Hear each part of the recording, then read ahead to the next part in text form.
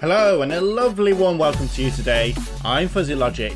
This is episode 11, can't believe it, episode 11 already of this Overwatch gameplay series. I really hope you're enjoying this series. Today we're going to be playing some support as Mercy on Hanamura on defense. Let me run through some of the things that Mercy can do before the gameplay starts. So here we can see all of Mercy's abilities. Q, which is her ultimate, is Resurrect, and it is fantastic. It will revive any dead teammates within a certain time. Guardian Angel is probably one of her best abilities, and it allows her to travel exceptionally long distances across the map extremely easily, and it is one of the things that Mercy does so well. The Caduceus Staff is something I'll go through once the gameplay starts, and it's for healing or for boosting the damage output of the target. But like I say, we'll have a look at that in a minute. The Caduceus Blaster is dreadful. Her Angelic Descent really enables her to stay hovered up in the air. It works well for someone like Pharah or a Widowmaker that's high up, and you can hover about, get away from ground-based targets. Let's crack on with the gameplay. Now, I know that a lot of people don't really like playing support. They think it's a boring role. They don't like it because they're not shooting, they're not attacking. But I love playing support roles, especially with a good team around you. I've played Medic in Team Fortress 2 for such a long time. It's really beneficial to the team. It can help sway a team one way or the other. If you've got a really good support on your team, you really notice it, the team really notices it. All of that extra healing is invaluable, and Mercy does a great job of healing. It's a solo target heal, very similar to the Medic in Team Fortress 2. You heal one target at any one time. She does have the Caduceus Staff, which is the healing beam weapon thing that you see in front of her, which can also turn blue, and when it turns blue it enhances the damage output of any of the targets, any of her target that she's currently on, by 30%. And this is really good, and it can really do well with players like Widowmaker at the back, so that increases her shots by 30%, so she's going to kill a lot more people. Even with just body shots, she's going to put out a lot more damage. But with people like Roadhog, Diva, all of these sorts of people, they benefit a lot from the damage output. But don't put the damage output above the healing. Always come back to the healing. The healing is sort of your fallback mechanic. If you're playing as Mercy, always be healing. But where this differs from something like Team Fortress 2, where you can't put an overheal onto someone, you can't heal them above 100%. If they're at 100% and they're not really taking much damage, then put the damage boost on, because you know that you can heal them back up. So like there, that was close. Clutch with that Bastion, and he nearly got taken out. I think I gave him a bit of health. Boosting the damage for this Drunk Rat, so his grenades do extra damage, so that can be exceptionally good. You can see me flying around the map occasionally, so if I look at a target, there you go, left shift allows me to fly towards that target, so I can get out of danger exceptionally fast, so I can get to where the healing is needed exceptionally fast. So it's important to be looking around the map. You'll see critical markers every now and again of people that really need healing, and you'll also see the outlines of players through walls. When they're green, they're not doing too bad. They're on good health. When they're yellow, their health has started to get to a point at which they could do with some healing. And then when it gets really bad, that critical marker pops up and they are on really low health and are going to die if you don't help them out. So like I say, Mercy is all about healing. Heal those people. If you see everyone in green, or everyone that doesn't need healing, like people like Roadhog or Bastion doesn't really need healing because he can heal himself, all he has to do is step out of battle for a bit. But if they're in the battle and they need help, don't be afraid to heal them. This Bastion, use the revive. That pulls back any fallen teammates. That Bastion is probably really grateful I pulled him back from death. So fly up, fly around the map. Don't be afraid to get in and fly around. Just make sure that you've got a good exit to be able to get out. So if you know that you need to be able to get out and you can see a teammate, you can fly to those as soon as you need to. This Widowmaker at the top is getting hit by someone occasionally, so I know that every now and again she's going to be on sort of lowish health, and I can use her as a way to fly out of all this chaos in the doorway, regroup and survey the battlefield and see where my healing is needed the most. But just staying on everyone, don't pick anyone specifically to target. My revive is back, so I'm happy to stand around the corner, heal people up, and I know that I can revive anyone if they go down. With my revive, I'm hoping to get more than one person revived. But if it's a crucial person, so that Bastion will do a lot of damage in this doorway.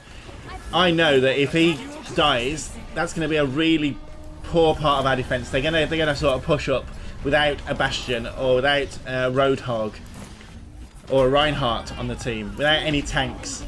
So revive the people that you need, but ideally you want to get that ultra revive for the play of the game, reviving the whole team after a severe push.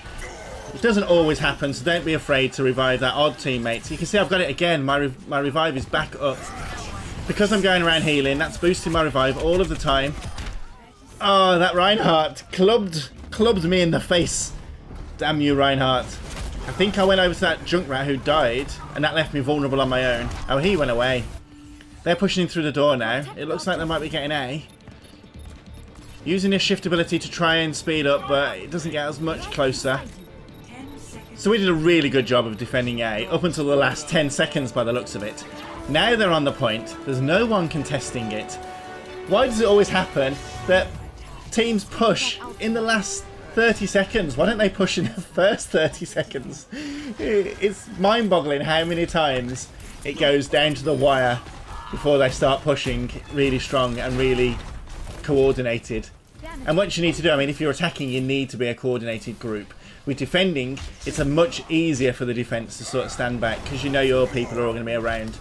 If you're going in one by one on the attacking team, you're not going to do very well in this game, in pretty much any of the match types. So I can fly around, always coming back to people. I saw two teammates were down, I can see them through the walls. I think I only managed to get one. I think it may have been a Hanzo or a Genji up top. But like I say, this revive comes back really quickly, so I don't really mind using it when my teammates go down. Especially since the attackers haven't really come in yet. And I love Widowmakers up on these balconies, because it really allows me to fly around the map, get out of any trouble I want. This Genji is not going to do much when I'm healing. Put some damage boost on it. That managed to give that Diva the damage boost that she needed, and then just give her the heals back up. Always flying across the map. This is a great map to be able to fly around on. The viewpoints of this map, the high balconies and the wide open spaces mean that as a healer, you can fly around this map all over the place using that glide. So you don't have to always fall to the floor. You can zip to someone, glide around, and then zip to someone else. The shift ability, the glide 2 ability, comes back really fast. I think it's like a 2-second cooldown. So you can use it pretty much all the time to be moving around the map. Don't be afraid just to fly around the map. If you see someone needs healing, go and heal them. You are meant to be the person that's all over the place, healing everyone all of the time. And because you're only that single point heal, make sure that you are everywhere all of the time, looking out, around. So I'm not going out, I'm not going past these doors. I'm staying back as a support. I don't want to get into confrontation because my Caduceus Blaster, the weapon that Mercy has, is just dreadful. It should be a bit more powerful than it is. It should be very similar to, say, Diva's weapon when she's out of her shell. A sort of a good pistol, but it's not a very good pistol. And if you come against any medium or full health enemy, they're going to take you down before you even know it. So don't be on your own. Don't try and attack the enemy one-on-one. Always be with your teammates, flying around. You can see there that even though Widowmaker had died, there was still an orange glowing ball, and I could still fly to it. That allows me to fly to teammates if I need to resurrect them from death, so I can fly straight in. Say there were 4 teammates on the floor, all dead. I could fly into one of those beams, one of those balls on the floor, those yellow glowing balls, and then instantly resurrect my team. Because the resurrect and revive does have an area of effect. It only works within a certain area. It doesn't work globally across the map. You have to be close to your teammates in order to be able to revive them. Given the damage boost to this McCree when he pulls his ultimate out, and given the health when he just before he's about to shoot, because everyone is probably going to start shooting him. But with that damage boost, you can really do a lot more damage on all of the targets that he hits, even if he isn't fully charged. So it looks like we're managing to hold this point. A few people keep going down here and there, but they are not pushing in very much. They managed to get A after pretty much all the time. They needed all the time to get it. Trying to help this Diva out. Here we go. Pulling out the Caduceus Blaster. But, like I said, I wouldn't recommend using it too much. Pull it out in dire emergencies. Only if you need to pull it out. Don't go using it. Again, they're coming in 1s and 2s. The Soldier 76 is on his own on this side. All that I need to do is heal one of my allies, and they will easily be able to take down someone else. So that's a 1-on-1.5 save because I'm giving them the heals, or I'm giving them the damage boost. That Widowmaker was on really low health. What? Oh no! Defeat! Ah, man. That was a really good gameplay. I don't know how they managed to get it in the end. Giving the heals to people obviously took our eye off the ball, thinking they weren't going to come in as strong as they did right at the end. Let's watch the play of the game. Yeah, that wasn't a bad ultimate. And then the dragon comes in. It wasn't even the end of the round. I don't really know what happened at the end. But like I say, really good to fly around. Mercy is a fantastic character, always moving around the map, always be on the person that needs the healing the most or needs that damage boost, like Bastions and Junkrats. Give them the damage boost. I really hope you enjoyed this gameplay today. I hope it's given you some hints and tips on playing support more, and let me know what you think to Mercy. Do you appreciate Mercies? Do you like playing Mercy? I've been Fuzzy Logic. I will leave it there, and I will hopefully see you in the next one.